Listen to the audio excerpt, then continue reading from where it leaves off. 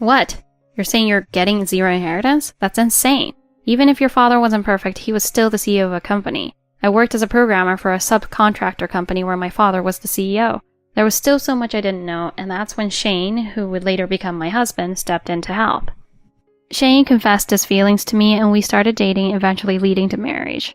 Our life together was happy at first, but when Shane's mother fell ill, both he and his mom asked if she could move in with us. Reluctantly, I agreed. At first, things went smoothly, but after Shane made a mistake at work, he began taking out his frustration on me. Soon, his mother became more critical, and Shane started drinking heavily and staying out late. And then, out of nowhere, my father passed away. As I struggled with the overwhelming grief, Shane and his mother cornered me, demanding to know where the inheritance was. I decided to bluff and told them that all the inheritance was going to my younger sister, Casey. However, I soon faced unexpected betrayal, but I still had a trump card up my sleeve. My name is Alyssa Hunter, and I'm 25 years old. I work as a programmer at a subcontractor company under my father's IT firm. I'm part of the information systems department, building software systems as a programmer. My father always said I'd eventually join his company, but he wanted me to gain experience by working at a subcontractor first, so I poured my energy into my job every day. Even after 3 years at the company, there were still many things I didn't fully understand. There were times I ran into problems I simply couldn't solve on my own. During those times, Shane, who was 3 years older than me, always reached out to help. Is something wrong? You look like you're in deep thought. Shane was kind and always approached me when I seemed troubled. I admired how thoughtful he was, and whenever I told him my troubles, he gave precise advice that solved everything. He was far more skilled at programming than I was, and I deeply respected him for that. Because of that dynamic, Shane and I became close, often going out for meals together. He was the person I trusted most in the company, so naturally, we ended up spending a lot of time together. At work, he was my reliable senior colleague, but in private, Shane was laid back and casual. Whenever we went out to eat, we always had a great time. But then, something completely unexpected happened. One night, as we were having dinner like usual, Shane confessed his feelings to me. I was completely taken aback. We were close and could talk about anything, but I had never imagined he felt that way about me. I couldn't give him an answer right then. Can I have a day to think about it? With that, we called it a night. When I got home and reflected on it, I realized I had feelings for him too. So I decided to give it a shot and start dating Shane. Our relationship flourished, and I felt like I had never met someone I connected with so well. 2 years later, we got married. When I met Shane's mom during our wedding preparations, she seemed so kind and gentle. I thought, of course, she's Shane's mother. What was I expecting? Shane's father had already passed away, so we stood in front of his photo, offering a moment of silence together. His father had the same kind and warm expression as Shane.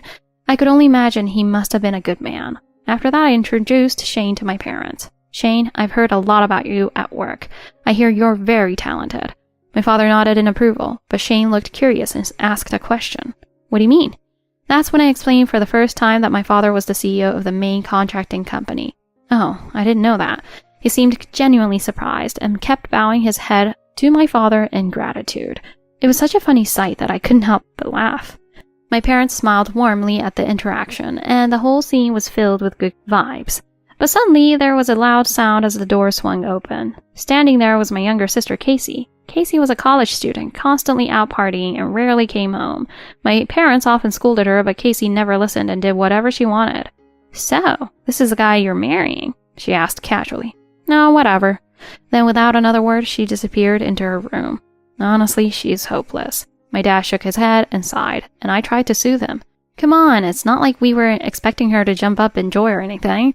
That's just how college students are. Shane chimed in, trying to smooth things over. After that, we decided to lighten the mood and had dinner together. Within the year, Shane and I got married and began our life together. Life was blissful for the first 3 months, but then Shane came home one day with a worried look, saying his mom had fallen ill.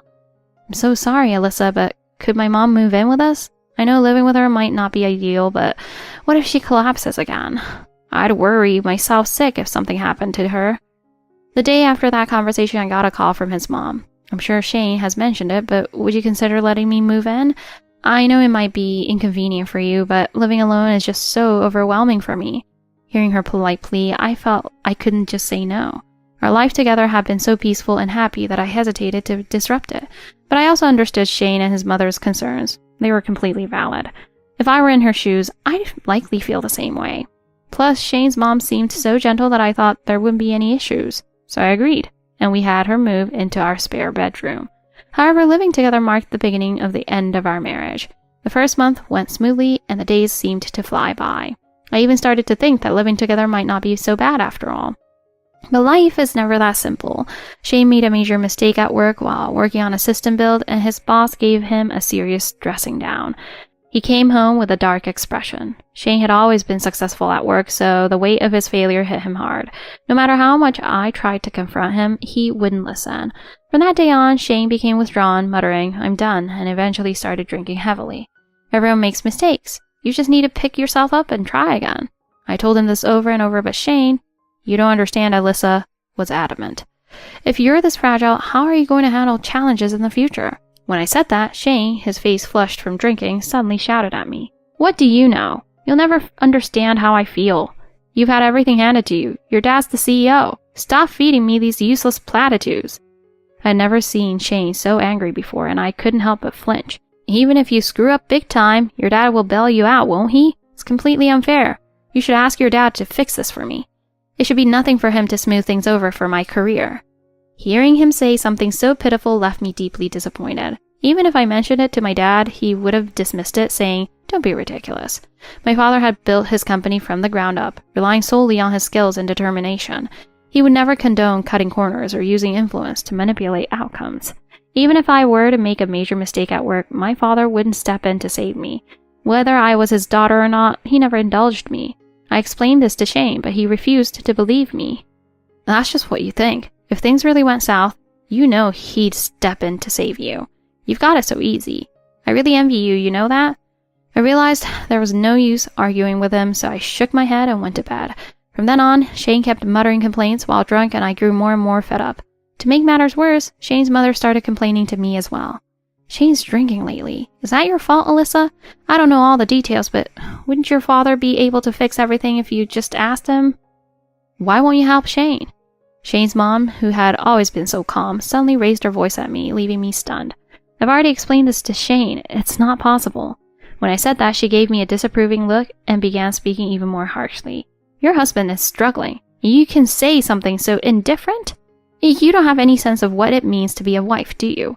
A wife's role is to support her husband, isn't it? For that matter, why are you still working? Why don't you quit your job and focus on supporting Shane? We've already discussed this. I've always wanted to work, and I have no intention of becoming a stay-at-home wife. Don't talk back to me. You're such an arrogant woman. Even if you say that he agrees to you working, deep down, Shane must wish you'd be a proper stay-at-home wife. I'm his mother, so of course I know what's best for him." I wondered where she got such baseless confidence from. Even as his mother, she couldn't possibly know everything about her son. It was giving me a headache. Both Shane and his mother had completely changed, and I struggled to understand what was happening. Feeling sick, I excused myself, went to bed, and fell asleep immediately. But even after sleeping, the situation didn't improve. It only got worse. Shane started drinking elsewhere and wouldn't come home until the early hours of the morning. He avoided seeing me. And since I had transferred to the accounting department after we got married, we no longer worked in the same office. It became normal for us not to see each other for days after he started drinking outside regularly. Even on weekends, he would leave early in the morning to go somewhere. When I tried to talk to him, he'd just say he had things to do and wouldn't engage in any real conversation. Seeing Shane like that, his mother constantly blamed me, wearing me down emotionally. At the same time, I could feel my feelings for both Shane and his mother fading. I managed to keep myself sane by focusing on my work.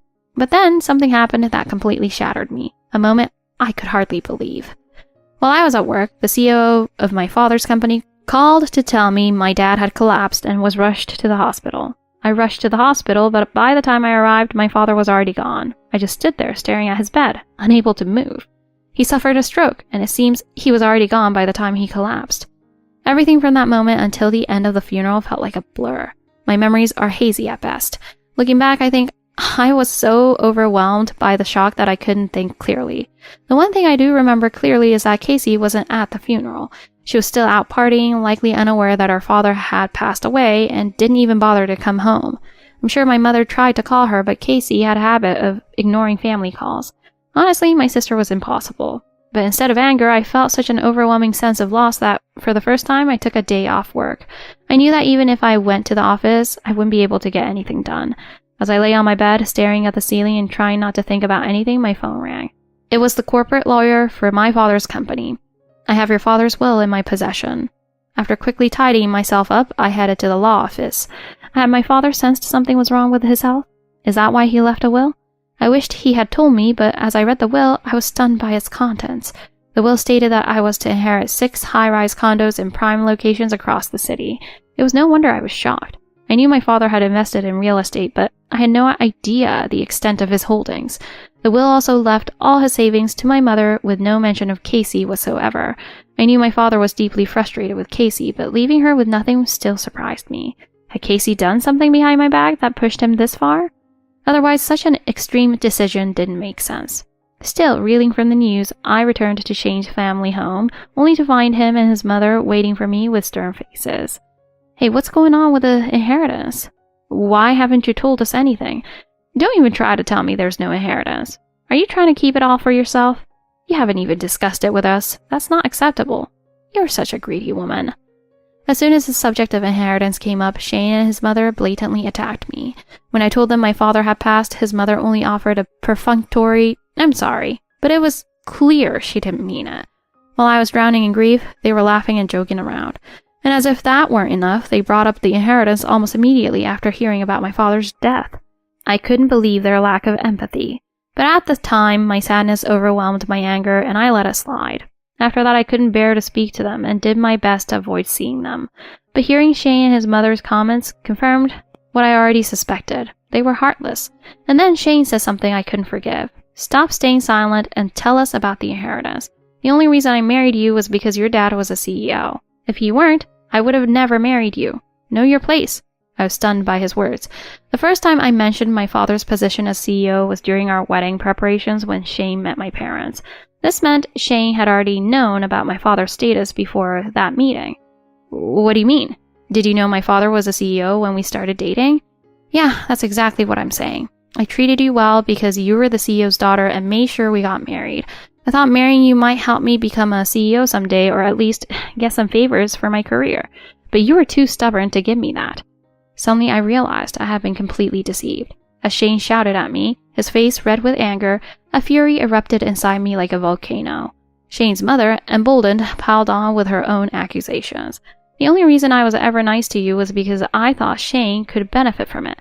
But you've been absolutely useless and I couldn't take it anymore. How could you not help Shane when he failed at work? After that, there was no point in being nice to you." It became painfully clear. They didn't care about me at all. To them, I was just a tool. If I could offer some benefit through Shane, my feelings didn't matter. I felt a deep sense of disappointment in myself for not seeing their true colors sooner. But self-reflection could wait. Right now, I needed to figure out how to keep them from getting their hands on my inheritance and escape their grasp. I racked my brain, searching for a way out. Then an idea struck me, a perfect solution, and I decided to voice it. The inheritance is just an overgrown piece of land, and it's not even mine. My sister Casey is the one inheriting it. My father didn't leave me anything. "What? He left you with nothing? That's ridiculous. Your father was a CEO, for crying out loud. And all he had was just a plot of land? You've got to be lying." I let out a deep sigh as though preparing to reveal some grand truth and began to speak. "Yes, it's just a plot of land, but because of its location, it's actually very valuable. It's in an area undergoing redevelopment, and property values there are skyrocketing. And it's a large parcel of land, so it's worth at least 8 figures, possibly more." At the mention of 8 figures, Shane and his mother's eyes lit up with greed. They exchanged glances before moving aside to whisper to each other. I thought to myself how utterly despicable they were as I walked away from the scene. They had fallen for my bluff entirely, proving that, for them, money was all that mattered. From that day forward, they stopped responding whenever I spoke to them and began to completely ignore me. Their behavior was so predictable it almost made me laugh. Shane started coming home even less frequently, and I saw him less and less. His mother began treating me as though I didn't exist, which, honestly, made things easier for me. One day, my former boss from the IT department asked me if Shane was okay. Since I transferred to the accounting department, I hadn't heard much about Shane, but learning he'd been missing work left me puzzled. "Is he feeling unwell lately?" "He hasn't been feeling great recently, I guess." I lied and played it off as an illness. I couldn't help but wonder what Shane was really up to. I figured it couldn't be anything good and thought it might be worth investigating. About a month later, I came home to find Casey sitting on my couch. She was sitting with Shane, and when she saw me, she gave me a condescending smirk. Still looking as dull as ever, huh? Maybe you should try a new makeup routine. You might look a bit more presentable that way, though I doubt it'll make much difference. At her comments, Shane and his mother burst into loud, mocking laughter. Anyway, let me get straight to the point. I'm not here to chit-chat. I'm marrying Shane. What? But you're still in college. What about your education? Oh, I dropped out ages ago. I mean, what's the point of college when I'm about to inherit a fortune? Shane told me you're getting 0 inheritance. We had a good laugh over that. I guess Dad always liked me better, isn't that right? Casey said this with a smug smile on her face. Your dad's death wiped out any benefits you had to offer. You're completely useless to me now. Casey and I exchanged contact information during the wedding preparations. You went to the restroom and that's when it happened. We've been in touch ever since, and when you mentioned the inheritance, we decided to meet up. That's how we ended up together. Had this been going on since the beginning of our marriage? Knowing Shane, it seemed entirely plausible. Somehow I wasn't even surprised. Shane's mother, not one to be left out, turned her disdain toward me and started yelling. You're not just useless. You're a liability. Having you in this house is unbearable. Just get out already. As the three of them continued their barrage of insults, I stared back at them with a cold, emotionless gaze. They were as petty and foolish as they could be. Apparently, they thought I was too stunned to respond. Little did they know, their shock was far from over. After saying all that, Shane pulled out a divorce document and shoved it in my face. How does that feel, huh? Hurts, doesn't it? They all smirked at me, relishing what they thought was their victory. Without saying a word, I took the papers, signed them immediately, and handed them back to Shane. Shane looked taken aback by my lack of reaction, but he quickly masked it with a forced laugh, perhaps trying to save face. Well, that's that then. We don't need you anymore, so just leave already. Casey took the lead, ordering me to leave, and Shane and his mother quickly chimed in, echoing her words. Without saying another word, I left their house. I called my mother, deciding to return to my family home. Mom, I'm coming home. My mother sounded surprised, but concerned. Be careful, sweetheart. Her gentle voice felt like a balm to my weary soul. I knew my mother was still grieving the loss of my father, and I felt guilty about burdening her with yet another problem. But when I told her everything about Shane, his mother, and Casey, she was furious on my behalf. This is absolutely outrageous. I can't forgive Casey or Shane and his family for treating you this way. She slammed her hand on the table as she vented her anger. Casey dropped out of college without telling anyone. What does she even plan to do with her life now? Her anger was so intense that it took me a while to calm her down. However, I decided not to tell her about the bluff I had pulled regarding Casey inheriting everything. At least not yet. I figured I could reveal the truth after everything was resolved. But just a week later, Casey called me. Guess what? Shane and I are officially married now. How does it feel to have your husband taken from right under your nose? Pretty pathetic, right? You're such a loser. Anyway, good luck with your miserable little life. Casey said this with a laugh and hung up without waiting for a response. I sighed in exasperation, but before I could even process what had just happened, my phone rang again. Oh, I forgot to ask. When do I get my inheritance? In my head, I thought never, but of course I couldn't say that out loud. The lawyer said it'll take about 3 months. It takes time to transfer the property rights from Dad to you. Ugh, 3 months? Well, I guess I can wait. I'll just look forward to it. Casey hung up without even a word of thanks. Living back at home with my mother was peaceful, and the unpleasant memories of Shane, his mother, and Casey began to fade. Being with my calm and loving mother made me realize just how toxic life with Shane's family had been. I had known it was bad, but back in my supportive home environment, I truly understood how much stress they had put me through. The thought of Shane, his mother, and Casey eagerly waiting for an inheritance that would never come made me laugh out loud. They had fallen for my bluff completely and were excitedly waiting for something they'd never receive for the next 3 months. It was beyond absurd. It was comical. Still, there was no point dwelling on it until they made their next move. I decided to focus on my own life and let them deal with the consequences of their greed. Around the time Shane and Casey got married, he stopped showing up to work apparently. His former boss called me into his office to ask what was going on. Shane hasn't been showing up to work lately. Do you know what's going on? We're divorced, so I really couldn't tell you. The shock on his face was palpable. He was silent for a moment, clearly stunned. I understood his reaction. Anyone would be surprised by a divorce less than a year into a marriage. Without another word, he nodded once and walked off. Shane ended up quitting, and I couldn't help but think serves him right. He must have thought the inheritance was coming and decided he didn't need to bother with work anymore. For the next 3 months, I didn't give Shane and the others a second thought and focused on living my life. Subconsciously, I wanted nothing more to do with them. Anytime the phone rang, it filled me with dread. But when Casey called, I answered, determined to bring everything to a close. What the hell is going on? There's no way it should be taking this long. This is ridiculous. Where's my inheritance? I'm running out of money here. You need to tell me what's happening." Casey was practically screaming, her voice sharp and grating. I nearly laughed, but I held it in and decided to egg her on just a little more. "Why are you asking me? Complain to the lawyer. The inheritance has nothing to do with me, so I can't really help you." Casey's breathing grew ragged, and the harsh sound of it grated it on my ears. "Don't give me that nonsense. Who's this lawyer? Where is he?" "I haven't heard a single word from them. Take responsibility and get this sorted out." I realized I couldn't keep this up any longer and decided to tell her the truth. "I don't know what you're talking about, Casey. This isn't going to cause anyone any trouble, because there was never any inheritance for you in the first place." At that moment, the sharp sound of her breathing stopped, replaced by complete silence. She seemed so shocked by what I'd just said that she forgot to breathe. After a moment, Casey finally managed to choke out a response, her voice trembling. "What did you just say? No inheritance for me? That can't be true, right? You're lying to mess with me, aren't you?" I calmly repeated myself. "There is no inheritance for you, Casey. 0. Dad's will left all his savings to Mom and 6 prime location condos to me. It's a properly documented will, drawn up by a lawyer. Complaining about it won't change a thing." Casey was silent again, but when she finally spoke, her voice was filled with a mix of rage and despair. "Don't think this is over." She spat those words at me and hung up. After that, I told my mother everything, and she was absolutely furious. She slammed her hands on the table, declaring she wouldn't let this go. After calming her down, I explained what I thought might happen next. "I think Casey and the others might show up here.